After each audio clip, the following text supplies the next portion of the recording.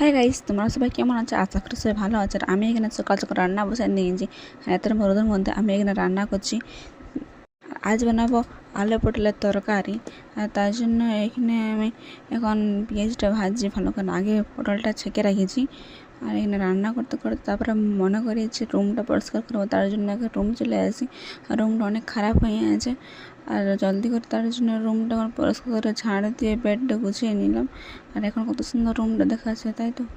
আর আমার এখন অনেক খিদে লেগে গেছে। তার জন্য আমার বর এখন আজ গিয়েছিলো বস্তি সিমেন্ট আনতে। আর এত আমার জন্য কী কী আনিয়েছে, এখানে আনিয়েছে কচুরি আর এখানে আছে গজা। তো তার জন্য আমি এখন একটু খেয়ে নেবো, কারণ সকাল থেকে আজ আমি কিছুই খাই নাই। তার থেকে আমি একটা কচুরি আর একটা গজা নিয়ে খেয়ে নিয়েছি। আজ রান্না করেছি কাল্লা ভাজা, এখানে আছে আলু পটলের তরকারি আর এখানে আছে ডাল। আর তারপর রান্না করে নেওয়ার পর আমি বাবুকে চান করাবো। তার জন্য ওকে সব জনসন বেবি আমি প্রোডাক্ট ইউজ করাই। আর এখানে চান করে নেওয়ার পর ও চলে এসেছে বাজার থেকে আর নারকেল গাছ এনেছে।